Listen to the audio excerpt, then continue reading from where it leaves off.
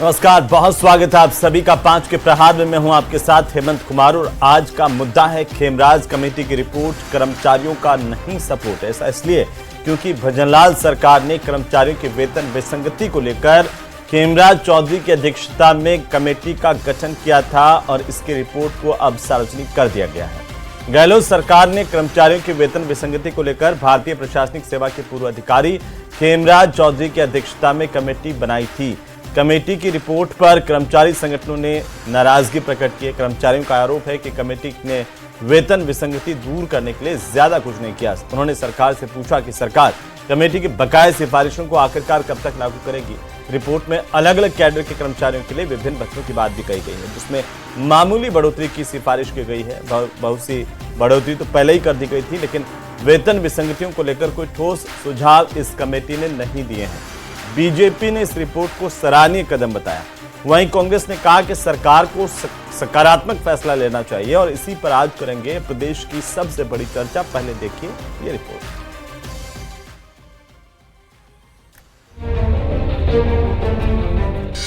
Khemraj committee की report सार्वजनिक, कर्मचारियों में नाराजगी। भजनलाल सरकार ने कर्मचारियों की लंबे समय से चली आ रही मांग को खेमराज कमेटी की रिपोर्ट को सार्वजनिक कर एक सराहनीय काम किया। राज्य कर्मियों के वेतन समेत अन्य मामलों को लेकर बनी थी कमेटी। गहलोत सरकार के समय गठित की गई खेमराज कमेटी की रिपोर्ट को सार्वजनिक करने की मांग कर रहे थे, लेकिन गहलोत सरकार ने लगातार कर्मचारियों के हितों के साथ खिलवाड़ किया। राजस्थान में पूर्ववर्ती भाजपा सरकार के शासन में लिए गए निर्णयों के कारण प्रदेश के असंख्य कर्मचारी वेतन विसंगति का सामना कर रहे हैं। वेतन विसंगतियों को लेकर ठोस सुझाव नहीं।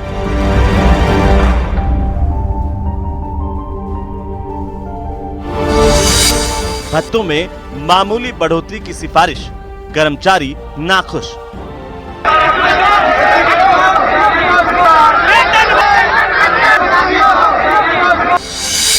कई संवर्गों की महत्वपूर्ण मांगों का जिक्र ही नहीं।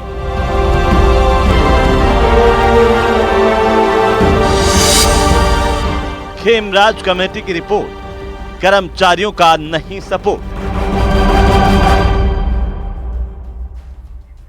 तो आज खेमराज कमेटी की रिपोर्ट को लेकर के हम बात करेंगे। आखिरकार कर्मचारियों की नाराजगी इस रिपोर्ट से क्यों है और इस पर सरकार का अगला कदम क्या होगा, इस पर भी जानने की कोशिश करेंगे। लेकिन हमारे साथ इस वक्त चर्चा करने के लिए खास पैनल मौजूद है। मैं परिचय करवा दूं, अटल खंडेलवाल हमारे साथ हैं, भारतीय जनता पार्टी के प्रवक्ता। सीबी यादव हमारे साथ हैं, कांग्रेस पार्टी के प्रवक्ता। आशुतोष रावत हमारे साथ हैं, वरिष्ठ पत्रकार के तौर पर। विपिन शर्मा हमारे साथ हैं, कर्मचारियों के नेता हैं। आप सभी का बहुत स्वागत है। और विपिन जी, सबसे पहले आपकी टिप्पणी की, आखिरकार कर्मचारी इस रिपोर्ट को लेकर के क्यों नाराज हैं, क्यों मायूस हैं? वेतन आयोग होता है तो केंद्र वेतन आयोग लागू करता है, फिर राज्य सरकार उसका इम्प्लीमेंटेशन करती है। तो केंद्र में कुछ कैडर नहीं है, यहाँ कैडर अलग है राज्यों में, तो विसंगतियां आ जाती हैं। यहाँ के जो अधिकारी हैं अपना पैसे को बचाने के लिए या मुख्यमंत्री की गुड बुक में आने के लिए कटौतियां कर देते हैं। तो वो कटौतियां इतनी हो जाती है कि वेतन की विसंगतियां आ जाती है। विसंगति के बाद कर्मचारी आंदोलन करता है। 2017 में जब ये लागू हुआ तो हमने बहुत बड़ा आंदोलन किया। वसुंधरा गवर्नमेंट ने डीसी सामंत की अध्यक्षता में एक कमेटी बनाई। उस कमेटी ने अपनी रिपोर्ट दी। 2 साल उस कमेटी को, करीब 2 साल 21 महीने में वो रिपोर्ट देकर दी। उसके बाद वसुंधरा गवर्नमेंट चलेगी, गहलोत गवर्नमेंट आई, फिर आंदोलन हुए, तब उन्होंने खेमराज कमेटी बनाई। खेमराज कमेटी ने 2021 के बाद अब रिपोर्ट पेश करी है, गवर्नमेंट को रिपोर्ट पेश करी। और उम्मीद थी, कर्मचारियों ने बड़े उत्साह से वहां ज्ञापन दिए खेमराज कमेटी को कि ये मिलेगा वो मिलेगा, इंतजार करते रहे पूरे 4, वो सरकार चली गई। अब खेमराज कमेटी की जो वेतन विसंगति की सिफारिश है, सरकार ने कहा कि हम लागू करेंगे।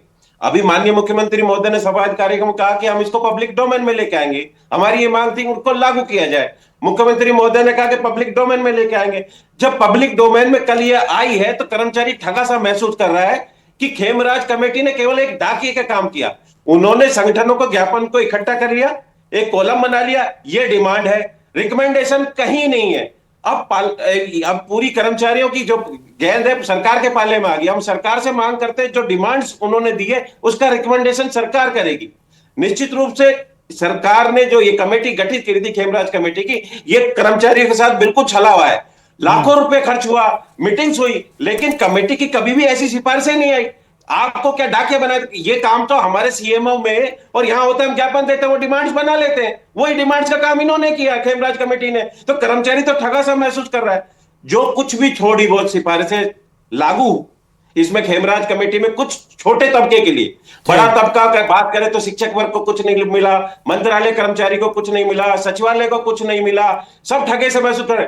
नेत्र सहायक, हॉस्टल वार्डन, इनकी जो लाभकारी सिफारिशें थी वो 11 दिसंबर 2024 को इस सरकार ने लागू कर दी, उसके बाद पब्लिक डोमेन में लागू कर दी। तो कर्मचारी तो जहां से चला था हमने, लेकिन मैं विपिन जी आपने कई बातें तो उठाई है, उनका जिक्र किया है, लेकिन सचिवालय कर्मचारी और बाकी के उसी समक पर काम करने वाले, चाहे वो शिक्षा विभाग में काम कर रहा है वही बाबू है, उसकी भी वेतन में फर्क है, डिफरेंस है। और अगर इसमें भी कर्मचारियों की एक वर्ग की, जैसे सचिवालय कर्मचारी संघ की तरफ से ये मांग आई कि उनका ग्रेड पे बढ़ा दिया जाए, तो दूसरे कर्मचारी को तो परेशानी है ना कि एलडीसी एक तो सचिवालय का है, एलडीसी है, और एक शिक्षा विभाग में कोई एलडीसी काम कर रहा है या दूसरे पंचायती राज में एलडीसी काम कर रहा है बाहर प्रदेश के जिले में किसी में, उनमें भी वेतन को लेकर के विसंगति लंबे समय से चली आ रही थी। जी सर, सचिवालय का एक ही एग्जाम से होता है, ऊपर वाले सचिवालय में चले जाते हैं, बाकी वही काम करे, इसी पैटर्न से एग्जाम से हुआ। और वेतन विसंगति इन दोनों में देखी जाए तो बहुत ज्यादा है। जो नीचे जो सचिवालय के बाहर कर्मचारी है उसका वेतन कम है और सचिवालय का ज्यादा है। सचिवालय में पदोन्नति के पद ज्यादा है, नीचे वाले का पदोन्नति कम है। वो कह रहे सचिवालय पैटर्न लागू कर दो या हमारा ग्रेड पे 3600 लागू कर दो।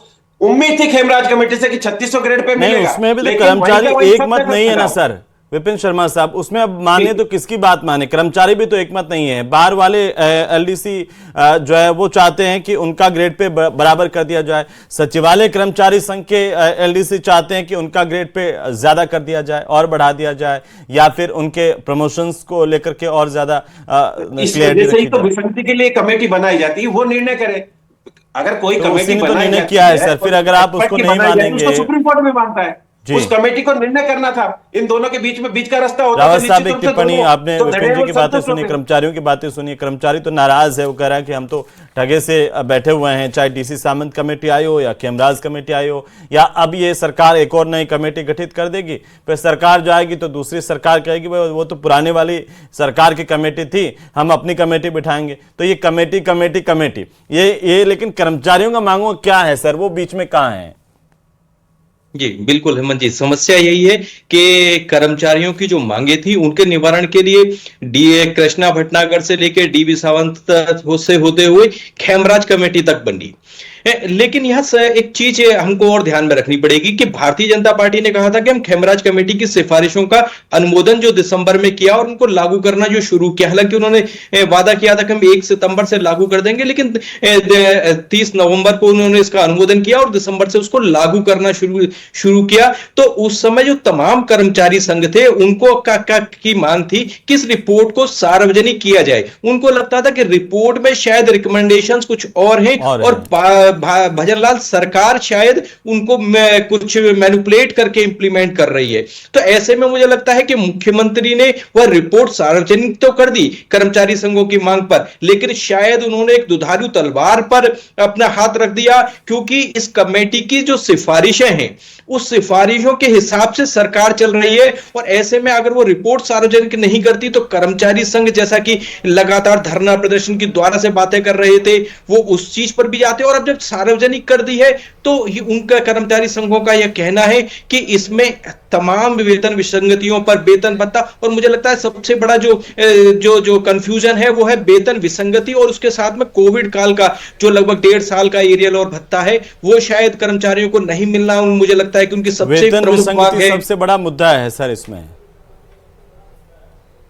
जी वेतन विसंगतियों के साथ में 1.5 साल का कोविड के समय में भी सरकार ने टीएडीए नहीं दिया था, तो शायद उनको लगता था कि भजनलाल सरकार उसको भी उनको वापस देगी, क्योंकि कोविड काल में तमाम केंद्र और राज्य सरकारों ने वो भत्ता नहीं दिया।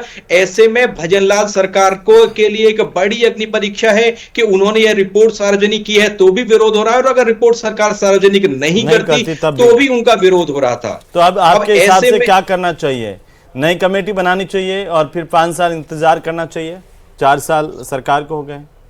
देखिए हेमंत जी, उसके लिए हमको फिर जाना पड़ेगा कि 1998 में 1998 में एक बार कर्मचारी संघ और सरकार के बीच में सहमति बनी, लेकिन चुनाव की आचार संहिता के कारण वह चीजें लागू नहीं हुई। तो 1998 से तमाम आयोग, तमाम कमेटियां बनती रही, कृष्णा भटनागर से लेकर के और आज तक। ऐसे में अगर भजनलाल सरकार के सामने सबसे बड़ी दुविधा यही है कि वह फिर से एक नए आयोग की बात करते हैं, तो भी कर्मचारी संघ मुझे लगता है कि विरोध करेंगे। और ऐसे जब उन्होंने सार्वजनिक कर दिया ये रिपोर्ट, तो भी वह विरोध की बातें कर रहे हैं। सरकार के लिए इस केस को हैंडल करना मुझे लगता है कि एक बड़ी चुनौती है। और लेकिन सरकार ने जैसा वादा किया था, जैसा उन्होंने अपने चुनाव के समय में कहा था कि हम इस कमेटी की सिफारिशों को लागू करेंगे, मुझे लगता है कि जैसी कमेटी ने सिफारिशें की उनको लागू किया गया और साथ में रिपोर्ट भी सार्वजनिक की गई। तो सरकार ने अपनी जिम्मेदारी, अपनी भूमिका निभाई। लेकिन आयोग किस तरीके से इस देश में काम करते हैं, किस तरह से कमेटियां अपने इस खेमराज के इतना टाइम लगता है सर, कब की कमेटी की रिपोर्ट आती है, सालों लग जाते हैं उसमें। और उसके बाद तो सारी चीजें परिवर्तित भी हो जाती हैं, महंगाई बढ़ जाती है, बाकी चीजें बदल जाती हैं, तब तक हमारी कमेटी की पुरानी रिपोर्ट आती है। तो इस पर भी थोड़ा हमें सोचने की जरूरत है। सीबी यादव साहब, कर्मचारी कह रहे हैं कि गहलोत सरकार में कर्मचारी ठगा हुआ था और उन्होंने जो कमेटी की रिपोर्ट बना करके उनको लॉलीपॉप दिया, वो तो अब कर्मचारियों के सामने आया है कि क्या उनके साथ हुआ। जी हेमंत जी, ऐसा तो कर्मचारी संघ या किसी कर्मचारी ने नहीं कहा कि गहलोत सरकार के काल में वो ठगा हुआ था। वो तो मैं अभी सुना देता हूं वापस भाई, इसलिए करनी पड़ी थी क्योंकि मैंने ओपनिंग में कर्मचारियों की ही बात सुनाई थी। उन्होंने कहा कि गहलोत सरकार में कर्मचारी ठगा हुआ था। क्यों नहीं कहा? आप जवाब दीजिए ना उनका। आप देखिए क्या कहा, गहलोत सरकार में खड़ा हुआ ठगा नहीं, मैं वही कह रहा हूँ। इसलिए था, मैं बता देता हूँ कैसे ठगा हुआ था, थोड़ा खोल के बता देता हूँ। मैं भी तो नहीं सुन लीजिए ना फिर। अगर आप कह रहे हैं कि ठगा हुआ नहीं था, इतनी बार कर्मचारियों ने हड़ताल का ऐलान किया और हड़ताल भी हुई, बड़ी हड़ताल आपके टाइम में कर्मचारियों की हुई थी, वो सबको याद है कि क्या हुआ। उसके बाद खेमराज कमेटी बनी, उसकी रिपोर्ट कब आनी थी और कब आई है। तो ये तो ठगा हुआ ही होता है ना कि आप एक कमेटी बना के कर्मचारियों को लॉलीपॉप दे दें, पूरा कार्यकाल निकाल लें, कर्मचारियों के हम आपके भलाई का काम करेंगे और 5 साल तक बस आराम से उनको सिर्फ आश्वासन देते रहें, तो क्या होगा कर्मचारी का। आप करते कमेटी का टाइम बाउंडेशन तय करते, 2021 में बनाई तो कहते 2022 में रिपोर्ट चाहिए हमें, 2022 में उसको सार्वजनिक करते और उसकी रिकमेंडेशंस को लागू करते, तब तो लगता है कि कर्मचारियों के हितों की बात हो रही है। बोलिए सीबी यादव। ठीक है जी, तो अब मैं बात रखता हूँ। देखिए, जो हमारी सरकार, कांग्रेस सरकार ने जो किया ना, वो तो आजादी के बाद शायद ही कोई सरकार ने किया होगा। ओल्ड पेंशन स्कीम आप गिनते जाइए, RGHS हेल्थ का पूरा बीमा योजना, तीसरी संतान पर प्रमोशन रुकता था, वो प्रमोशन रुकने की प्रक्रिया बंद की। लगभग 1,10,000 कॉन्ट्रैक्ट पे जो 5 साल जिनका कॉन्ट्रैक्ट पूरा हो गया था, एक कॉन्ट्रैक्चुअल एक्ट पारित किया जिससे कि 5 साल जिनका कॉन्ट्रैक्ट हो जाए उनको रेगुलाइजेशन किया, उनका सबको रेगुलर किया है। DA को 395% से बढ़ाकर के 412% एक ही बार के भीतर किया गया।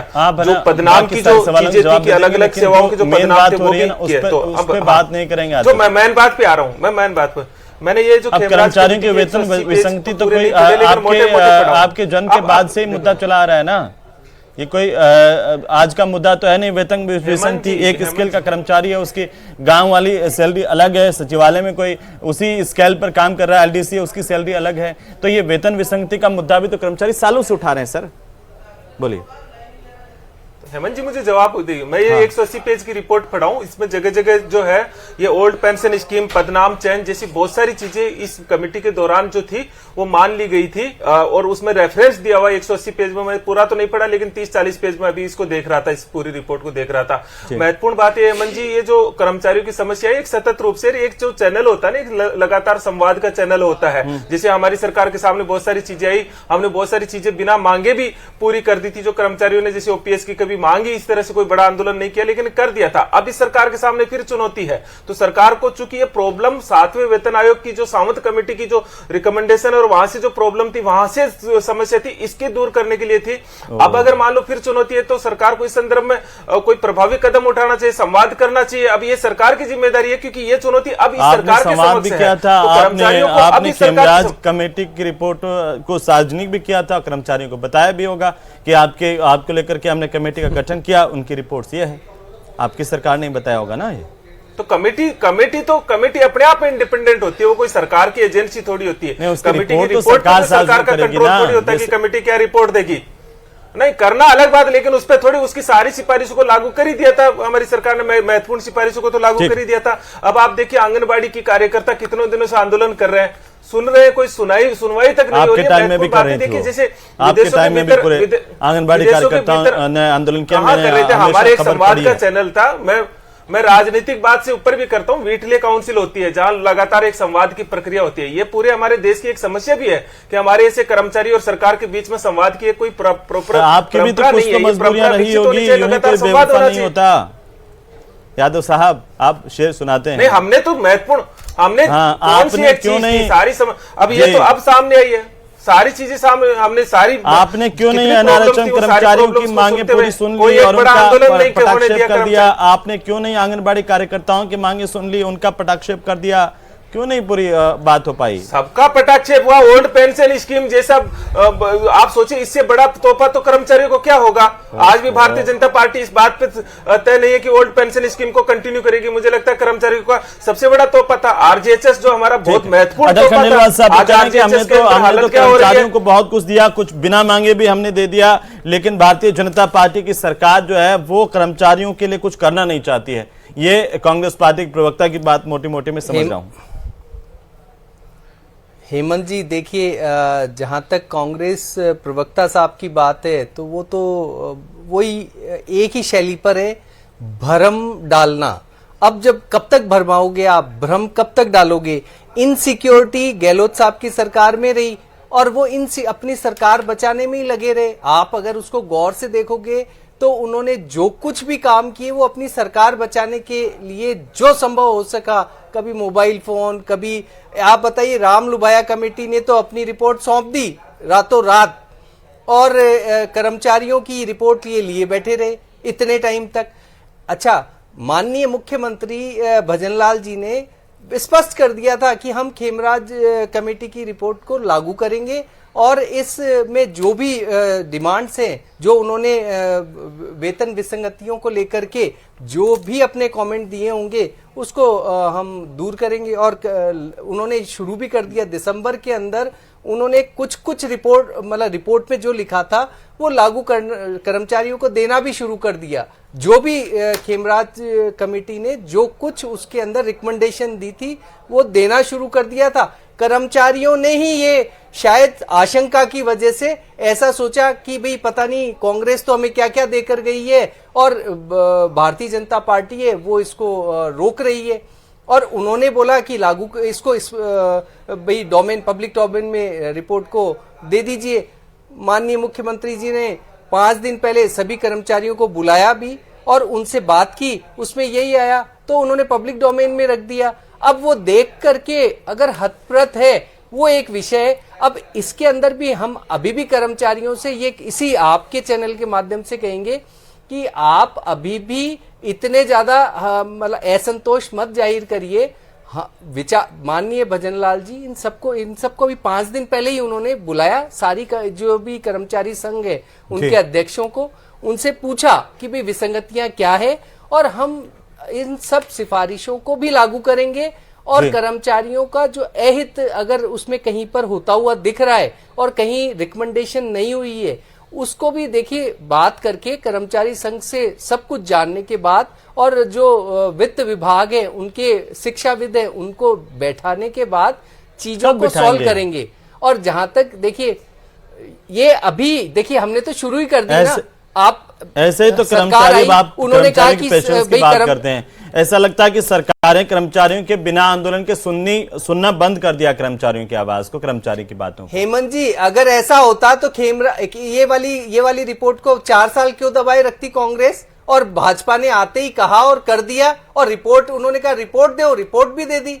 अब रिपोर्ट के अंदर जो रिकमेंडेशन है वो ही कर सक रही है सरकार, और बाकी की चीजें हैं उसको भी हमने ये मतलब आप ये कह रहे हैं कि बिना रिपोर्ट कोई कर्मचारियों से बात करके उनके हितों का फैसला कोई सरकार नहीं ले सकती? क्या ले सकती है सरकार? तो नहीं करेगी, लेगी तो हमने मना कहा किया। हम क्या कह रहे हैं? नहीं, आपने अभी कहा कि सरकार तो वही कर सकती है जो रिपोर्ट में अगर हम अगर हम खेमराज चौधरी जी की रिपोर्ट अगर नहीं रखते पब्लिक डोमेन में, तो कर्मचारी संघ और कांग्रेस इन सब का आरोप ये होता कि हमने तो पता नहीं बहुत कुछ दिया था, बट दिया ये बीजेपी यादव साहब एक रिएक्शन, आप 4 साल तक रिपोर्ट को दबा के रखे रहे, गलत तरीके से दे दिया है ना। लेकिन अभी भी हम कर्मचारियों से ये कह रहे हैं यादव जी, उनकी बात को सुना जाएगा और जो रिक्वायर्ड हल है बैठ करके सुलझा लिया जाएगा। नहीं, पहले तो 4 साल का डेटा ही पता नहीं। दिसंबर 2022 के भीतर कमेटी ने रिपोर्ट दी थी। 21 के अंदर ये लागू ये कमेटी बनी थी। हाँ। और उसके बाद में आप बताइए कमेटी की रिपोर्ट, अरे भाई कमेटी की रिपोर्ट दिसंबर 2022 में तो मुश्किल से 1 साल था, लेकिन कमेटी की रिकमेंडेशन सारी लागू कर दी गई थी। कई बार ऐसा भी होता है कि तत्काल प्रभाव से लागू कर दी तो सारी लागू कर दी, तो फिर इनके लिए क्या बचा? तो उस कमेटी का वो आपसे मैं ये कह रहा हूं, मैं महसूस क्योंकि बेसिकली इस कमेटी बोलते क्या, हम तो कुछ भी नहीं कर रहे थे, बहुत बढ़िया। खंडेलवाल जी, इस रिपोर्ट में जगह जगह जिक्र यही है, आप फटके देखिएगा कि ओल्ड पेंशन स्कीम के कारण ये समस्या हो गया, ये जो है आरजीएचएस के कारण हो गया, तीसरी संतान के कारण वेतनमान, क्योंकि जो चीजें थी वो बहुत सारी उस 1 साल के पीरियड में जब कंप्लेन आ रही थी उस दौरान उनको सोल्व कर दिया। विपिन शर्मा साहब ये कह रहे हैं कि कांग्रेस पार्टी ने तो सारी रिपोर्ट को, रिकमेंडेशंस को पहले लागू कर दिया था। बीजेपी कह रही है कि अगर कोई भ्रांति है, कोई परेशानी है तो कर्मचारियों से हम बात कर रहे हैं, मुख्यमंत्री भी लगातार बात कर रहे हैं, तो हम बात करके भी कोई हल निकालेंगे। तो कर्मचारियों को इतना अधीर होने की जरूरत नहीं है। ये अलग बात है कि प्रदेश के पटवारी 10 दिन से आंदोलन कर रहे हैं, 11 दिन से, लेकिन अभी तक उनकी बात, उनसे बुला करके कोई बात होती हुई मुझे दिखाई नहीं दी है। 2017 से कमेटी गठित हुई, 2024 आ गया, 7 साल हो गया। कर्मचारियों के अब सब्र का जवाब भी देगा। अब जो गेंद है सरकार के पाले में आ गई है। कमेटी ने अपनी मांगे लिस्टेड कर दी हैं। अब रिकमेंडेशन करना सरकार का दायित्व है। अब हम कर्मचारी तो किसका, जिसकी सरकार उसका, हम कर्मचारी सरकार से मांग करते हैं जो हमारी मांगे रिकमेंड करी हैं, वो जो लिस्टेड करी उनको रिकमेंड करे सरकार और उन्हें लागू किया जाए। हमने विपिन शर्मा जी, कांग्रेस के प्रवक्ता तो कह रहे हैं कि पहले ही खेमराज कमेटी की सारी रिपोर्ट्स को हमने जो रिकमेंडेशन थी उनको तो लागू कर ही दिया था, हमारे राज्य में बचा कुछ नहीं बीजेपी के लिए। रिकमेंडेशन किया जाता तो ये विसंगतियां नहीं आती। अब मंत्रालय तो आप पूछे, सीबीआई तो कह रहे हैं अभी 3600 से अपना 4200 मांग रहा है, वो सारी इन्होंने मांग में लिखी है। अगर वो पूरी हो जाती तो वो लिखता ही नहीं कि मांग क्या है कर्मचारियों की।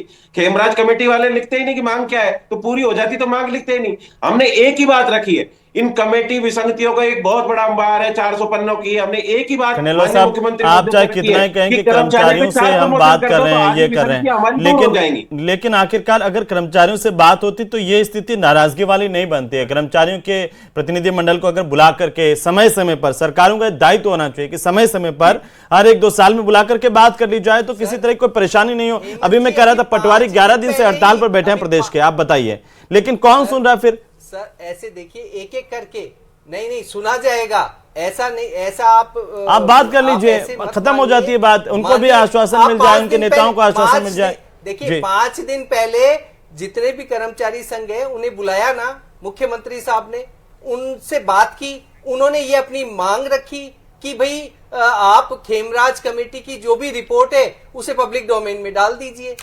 उन्होंने डाला, उनकी बातें भी सुनी गई, उनको क्या इसके साथ उन्होंने कुछ और मांगे भी रखी थी, जो सेक्रेटरीट और बाहर ये कमेटी की रिपोर्ट के साथ कर्मचारी नेताओं ने कुछ और मांगे भी रखी थी, अपनी समस्याएं, उन पर तो आपने नहीं कहा कि हमने त्वरित एक्शन ले लिया। बिल्कुल रिपोर्ट सार्वजनिक करने वाली तो आपने इसलिए कर दी क्योंकि आपको लगा कि कांग्रेस के सिर पर फोड़ देंगे हम, तो कर्मचारियों को कह देंगे कि भैया ये तो नहीं है कहीं।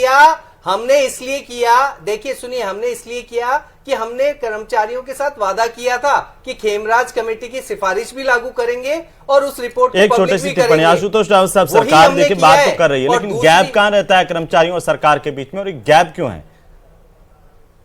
देखिए हेमंत जी, निश्चित तौर पर यह गैप इसलिए रहता है कि लगभग 10 लाख के करीब सरकारी कर्मचारी और अधिकारी प्रदेश भर के अंदर हैं, और यह तमाम अधिक जो कर्मचारी हैं वो अपनी मांगों को सरकार के सामने समय समय पर रखते रहते हैं, लेकिन एक फाइनेंशियल लोड भी गवर्नमेंट के ऊपर आता है, इस चीज को भी ध्यान में रखना पड़ेगा, और उसी के चलते सरकार की भी कुछ बाध्यताएं होती हैं, कुछ चीजों को स्वीकार करना, तो ये तो दोनों साथ में मिल करके चलेंगे तभी हो पाएगा। सर बहुत शुक्रिया चर्चा में शामिल होने के लिए, लेकिन कुछ कर्मचारी भी समझें और कुछ सरकार भी समझें लेकिन जो बातचीत का गैप है वो दोनों के बीच में होना बड़ा खतरनाक होता है, क्योंकि जब साझा मिलकर के सरकार और कर्मचारी चलते हैं तभी प्रदेश का विकास हो पाता है। तो कर्मचारियों की नाराजगी को भी, उनकी उदासीनता को भी सरकार